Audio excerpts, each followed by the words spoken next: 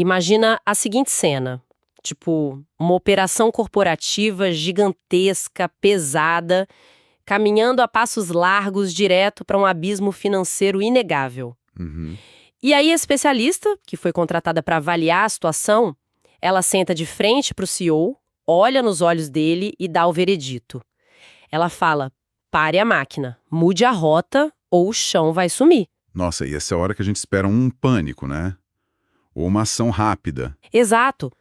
Mas a resposta dele foi um sorriso arrogante, um olhar de desdém e a recusa absoluta em alterar, tipo, um único centímetro da direção. É assustador. Muito. O que faz uma mente executiva brilhante, cheia de recursos, escolher praticamente um suicídio corporativo em vez de admitir que precisa de ajuda. Olha, é uma falha cognitiva brutal. E é exatamente isso que torna o material da nossa imersão de hoje tão perturbador. Sim, com certeza. Porque nós não estamos analisando o fim de uma operação por, sei lá, falta de fluxo de caixa ou por ineficiência tributária. Não é uma quebra na cadeia de suprimentos. Não tem nada a ver com a planilha em si, né? Exato, não tem. Estamos esmiuçando uma falha humana, uma falha psicológica, onde a máquina funcionava, mas o piloto simplesmente escolheu fechar os olhos. É isso. E o relato que serve de base para nossa conversa hoje, ele é muito cru. É sem filtros, vindo direto das trincheiras do mercado. Sim, escrito pela Madalena Carvalho, certo? Isso, a Madalena Carvalho. Ela é uma mentora de executivos com 28 anos de experiência, convivendo com as mentes de quem toma, sabe, aquelas decisões bilionárias. Quase 3 décadas lidando com o ego lá no topo. Imagina a bagagem. E o texto leva um título que já é um soco no estômago, que é O Custo da Arrogância e, entre parênteses, Henry Ford. Um título forte. O ego humano, quando ele é inflado por sucessos anteriores, ele cria pontos cegos, sabe? Pontos que nenhuma planilha de Excel, por mais sofisticada que seja, consegue capturar. Uhum. A matemática não pega o ego. Não pega. E o texto da Madalena nos joga exatamente nesse epicentro do auto-engano. Então vamos desempacotar isso, porque o pano de fundo desse relato é a pandemia. O catalisador de tudo. Sim, o nível máximo do incontrolável global, onde todas aquelas regras antigas de mercado viraram pó do dia para a noite. E a Madalena é chamada para avaliar a operação desse executivo. E a forma como ela descreve o ambiente é fascinante. Aí ela usa uma expressão que me deixou pensando bastante. Ela chama de um cenário de ferro e fumaça. Sim. E olha, essa escolha de palavras tem um peso imenso. Não é acidental de jeito nenhum. Ferro e fumaça remete muito ao passado, né? Remete imediatamente à era da Revolução Industrial, a engrenagens gigantes, fornalhas, força bruta. Coisas tangíveis. Exato. Remete a algo que é fisicamente imponente e que é impossível de ignorar. Quando um líder está no comando de um ambiente assim, a estrutura física monumental ao redor dele começa a dar, uma falsa sensação de invulnerabilidade. É a ilusão de que a solidez física se traduz em solidez estratégica, sabe? Com certeza. Se a minha fábrica é feita de toneladas de aço, o meu modelo de negócios também deve ser indestrutível. Mas aí a Madalena analisa tudo e entrega um diagnóstico que quebra essa fantasia no meio. Ela fala que o chão vai sumir, né? Isso. Ela manda ele parar, mudar a rota, porque, nas palavras dela, o chão vai sumir debaixo dos seus pés. E perceba a oposição genial que ela cria aí. O chão sumir é a antítese absoluta do ferro. Sim, a falta de base. É a desintegração total da base. Para um líder cujo cérebro foi treinado a associar o movimento constante, o barulho das máquinas e a fumaça à segurança, ouvir isso é um choque. Ele acha que o barulho é progresso. Exato. Ouvir que o terreno que sustenta esse peso todo está desaparecendo, isso gera um verdadeiro curto-circuito mental nele. Nossa, sim. O barulho das fábricas virou uma métrica de segurança emocional para ele. Então, apertar o botão vermelho e parar a engrenagem soa como uma confissão de fracasso. Sabe que essa resistência cega me lembra muito uma dinâmica de aviação. Como assim? Pensa num piloto de um avião gigantesco atravessando uma tempestade terrível. A visibilidade lá fora é zero. O para-brisa está opaco. Voando às cegas. E, de repente, os instrumentos do painel começam a apitar enlouquecidamente, avisando que tem uma montanha a poucos quilômetros de distância. A Madalena, nesse cenário, Ela é esse painel de instrumentos. Ela está emitindo alerta de colisão. E o piloto ignora. Ele ignora. O piloto, inflado pelo próprio ego, ele olha para a tecnologia, ignora os dados concretos e confia nos próprios instintos, só porque ele já voou por aquela rota milhares de vezes no passado, quando tinha sol. É a armadilha do sucesso passado. Ele prefere acelerar no escuro, confiando na força dos motores, do que admitir que está voando às cegas e dar meia volta. E a psicologia explica exatamente por que isso acontece, sabe? Essa é a manifestação mais pura da dissonância cognitiva. Como o cérebro lida com isso?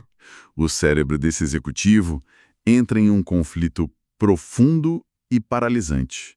De um lado, a crença tipo, eu sou um líder de sucesso formidável. Do outro lado, a nova realidade que é, a minha estratégia atual vai destruir meu legado. Duas ideias que não podem coexistir. Exatamente. Para resolver esse desconforto insuportável, o que a mente faz? Ela descredibiliza os instrumentos. Ela ataca especialista. Nossa, é muito mais fácil atacar quem traz a mensagem, né? É psicologicamente mais tolerável rejeitar o aviso de perigo do que suportar o imenso desconforto de frear bruscamente uma operação colossal e admitir vulnerabilidade.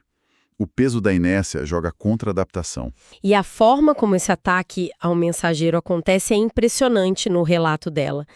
Porque, diante desse alerta vermelho, a Madalena conta que o executivo a olhou com absoluto desdém. Ele riu da cara dela, basicamente. Ele realmente operava na crença de que o saldo bancário robusto da empresa e o histórico financeiro geravam uma espécie de, campo de força mágico ao redor do prédio. Dinheiro como escudo. Ele sorri para a realidade como se o dinheiro pudesse subornar o abismo. Porque o desdém é o escudo de emergência do ego ferido, né? Quando faltam argumentos empíricos, atuais, para combater um dado alarmante, a mente arrogante busca refúgio imediato nos mitos grandiosos.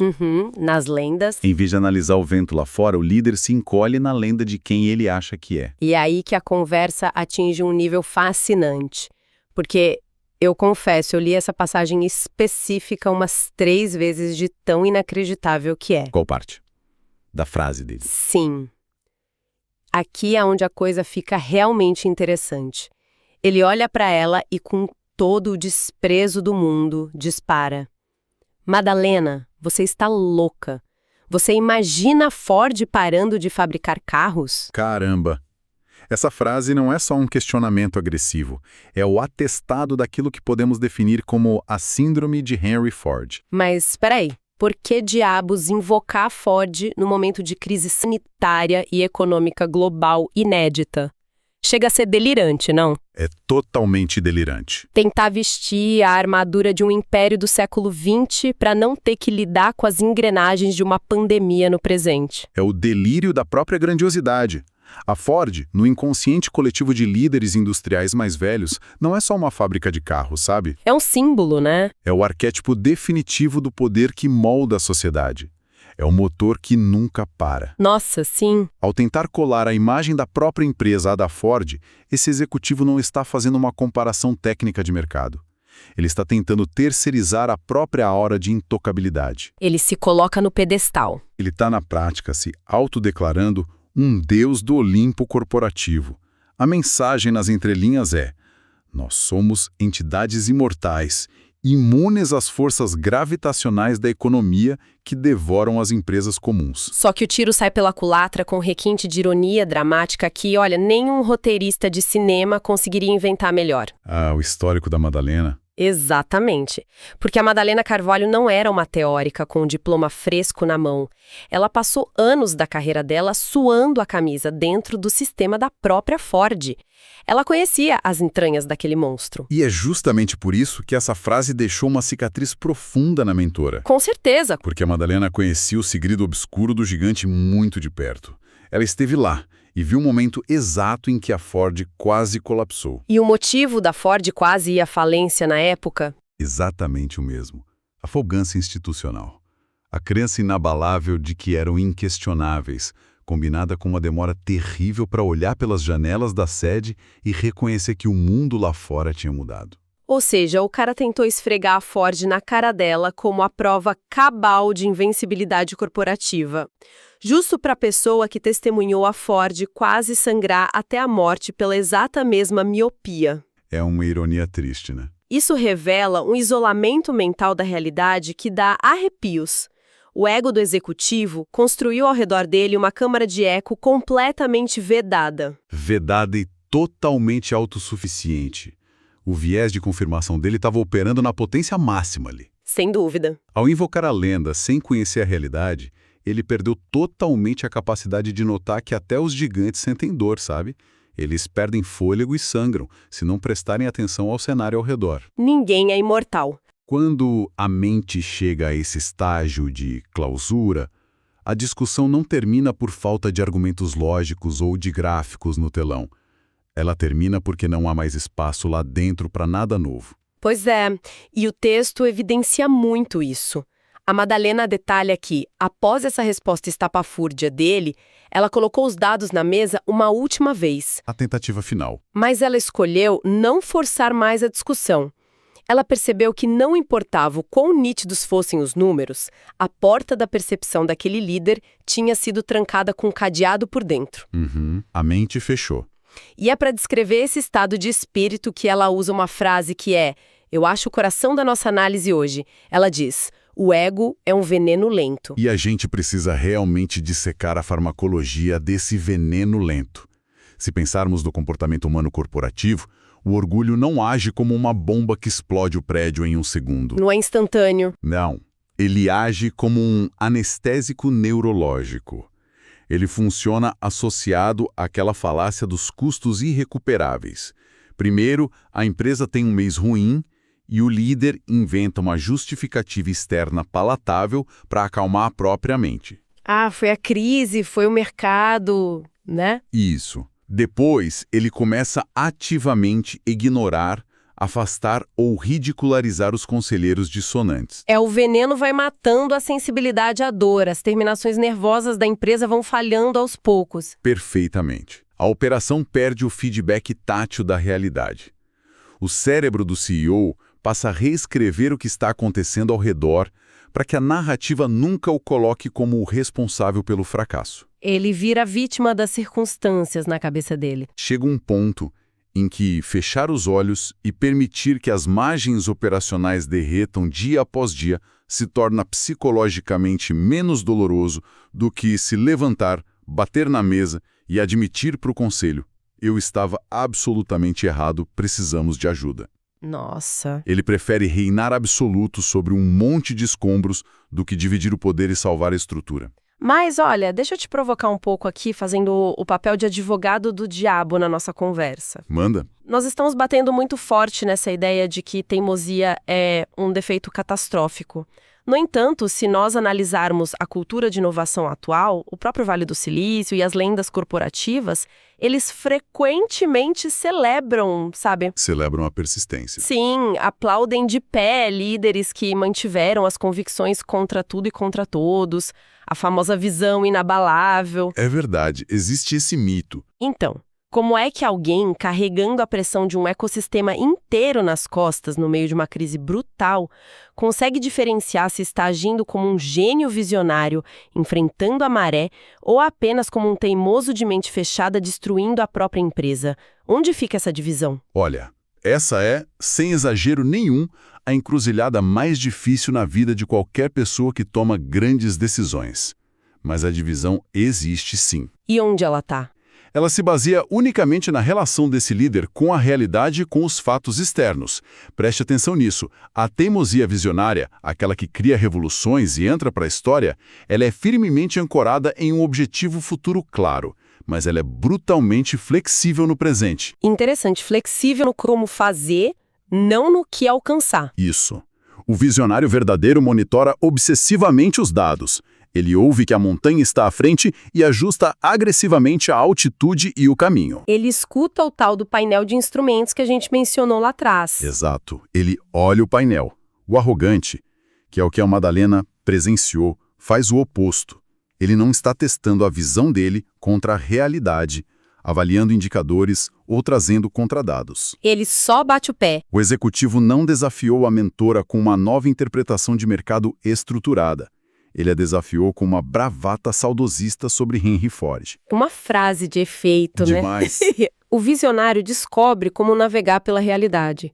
Já o líder de mente fechada, que está contaminado pelo ego, ele simplesmente exige que a realidade, de alguma forma, abaixe a cabeça e obedeça ao plano de negócios dele. E a realidade, por ser implacável, ela nunca baixa a cabeça para planilhas. A comprovação vem em seguida no relato da Madalena. O mercado não perdoa. Consequência fria e matemática não demorou a aparecer na contabilidade. A Madalena conta que após a recusa do CEO, o faturamento não caiu suavemente. Ele sangrou. Foi uma hemorragia. Uma hemorragia lenta e contínua. A empresa foi murchando por dentro. E é neste ponto que as leis impiedosas do ecossistema se manifestam. O cheiro metafórico de sangue na água começou a se espalhar. E quem estava atento, acordado e com fome, sentiu esse cheiro. Os predadores entram em cena. Um concorrente captou a vulnerabilidade cristalina daquela operação, fez uma oferta e simplesmente comprou a marca que estava derretendo. É a ironia suprema da resistência empresarial. A tragédia central dessa história não é uma fatalidade. Aquela operação gigantesca não foi devorada pelas circunstâncias incontroláveis do mercado global ou pela pandemia em si. Não foi o vírus que quebrou a empresa. Não, o abismo foi pavimentado pela letargia proposital de quem a liderava. O mercado, como você bem disse, é ecológico e predatório. O concorrente fez o que qualquer organismo ágil faria. Capitalizou sem piedade sobre a cegueira e a paralisação do outro. Exato. Mas olha, o elemento mais cortante, o detalhe final dessa aquisição, vem à tona poucos dias depois da assinatura do contrato. Esse detalhe é fenomenal. Esse é o momento em que a história vira um soco no estômago definitivo. Porque dias depois do concorrente assumir oficialmente a cadeira e assumir as rédeas da empresa, adivinha qual foi a mesmíssima, primeiríssima atitude implementada na operação? A exata recomendação da Madalena. A exata recomendação que a Madalena Carvalho tinha colocado na mesa do CEO original meses antes. É para acabar, né? A solução já estava ali, disponível, mapeada, mastigada e validada. Só que colocá-la em prática exigia uma mudança de postura comportamental insuportável para o antigo dono. Ele teria que dobrar o joelho. Exigia admitir que a lenda precisava ceder lugar à estratégia de sobrevivência. E isso nos introduz ao conceito de distanciamento emocional como talvez a maior e mais subestimada vantagem competitiva no mundo dos negócios hoje. Como assim, distanciamento emocional? O novo dono não carregava a síndrome de Henry Ford na mochila dele, sabe? Ele não tinha o orgulho pessoal entrelaçado àquelas engrenagens de ferro e fumaça que a gente falou. A empresa era só um negócio para ele, não a identidade dele. Perfeito. O ego dele não dependia da continuidade cega daquela operação específica para sobreviver. Ele olhou com frieza cirúrgica para a mesma montanha, o mesmo precipício que o líder anterior estava vendo. E ele simplesmente freou o avião. Só que desprovido do veneno do ego, ele simplesmente alcançou a alavanca e puxou o freio sem qualquer cerimônia. Nossa, então o que tudo isso significa para nós, no fim das contas? Significa que quando a gente tenta auditar por que grandes legados entram em colapso, não dá para olhar apenas para o fluxo de caixa ou para inovações tardias. Não mesmo. Tem muito mais debaixo da superfície. Como a Madalena expõe magistralmente, o maior de todos os custos invisíveis de uma corporação mora na cegueira arrogante de confundir resiliência com teimosia. E precisamos separar essas duas atitudes de forma cristalina. São coisas opostas. O mercado inteiro está cheio de gestores batendo no próprio peito em tempos de crise, super orgulhosos, jurando que estão sendo muito resilientes, quando na verdade estão apenas sentados sendo teimosos. Resiliência de verdade envolve movimento, exige adaptação profunda, agilidade. É não quebrar com o vento. É ter a flexibilidade de absorver um impacto colossal, processar a mudança de cenário e reorganizar imediatamente as próprias células para sobreviver à nova configuração do mundo. E a teimosia? A teimosia, por outro lado, é um exercício de estupidez estática. É ficar plantado no mesmo lugar, de braços cruzados, recebendo porrada da crise de forma contínua, achando que sofrer com uma carga impassível é alguma demonstração de virtude. Nossa, sim. Suportar uma dor que poderia ser evitada com mudança não é virtude, é delírio. É a diferença entre o doxeador que esquiva do golpe e o cara que deixam baterem no queixo dele só pra provar que a mandíbula é forte, até a hora que cai desacordado. Excelente analogia. Madalena percebe que muitos desses líderes se sentam em suas mesas suntuosas e acreditam verdadeiramente em sua própria intocabilidade. Eles olham para o letreiro cintilante lá fora, com o peso da marca, e confiam que o negócio vai se manter de pé pura e simplesmente por inércia ou gravidade histórica. Acham que a placa na porta protege de tudo. E o alerta final dela no texto introduz uma metáfora que eu achei aterrorizante de tão verdadeira. Ela adverte que enquanto esse diretor brinca de se sentir inabalável, existe sempre um lobo no mato. A figura do lobo no mato encerra perfeitamente a dissecação desse ecossistema todo, sabe? Sim, é visceral. Enquanto o líder arrogante está blindado na sua sala com ar-condicionado, entretido lá contando histórias de sua glória passada, flertando com os louros do próprio legado, a floresta do lado de fora não congela. O mundo não para porque você quer. A realidade continua a avançar.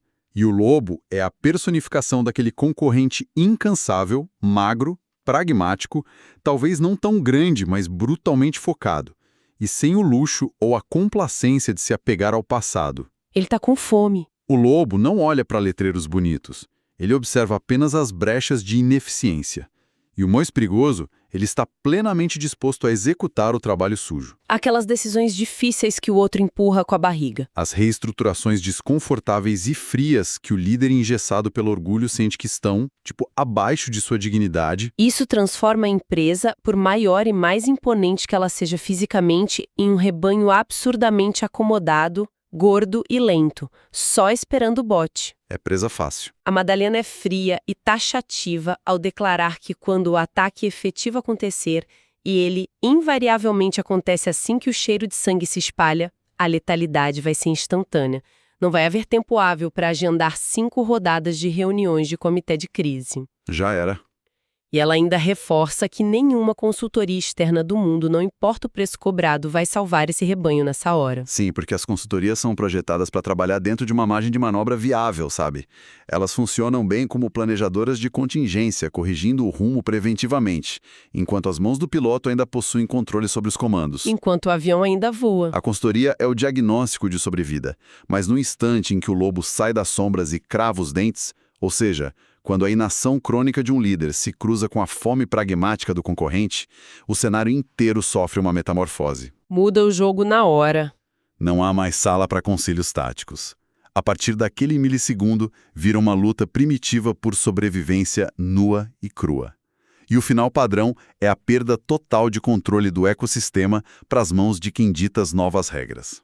Chegando ao fim deste nosso mergulho profundo nas reflexões impiedosas da Madalena Carvalho, fica absolutamente transparente que o campo de batalha mais letal e escorregadio nos negócios não fica numa prateleira de mercado. Fica na mente humana. Ele fica no vão entre a cadeira e a mesa da presidência. O dinheiro acumulado, a história reluzente, os anos dourados, nada disso opera como um escudo mágico. E definitivamente nada disso imuniza qualquer negócio, projeto ou pessoa contra a demanda absoluta por mudança e adaptação. De jeito nenhum. O orgulho cobra caro. O ego inflamado e a recusa da realidade não são falhas pontuais de caráter.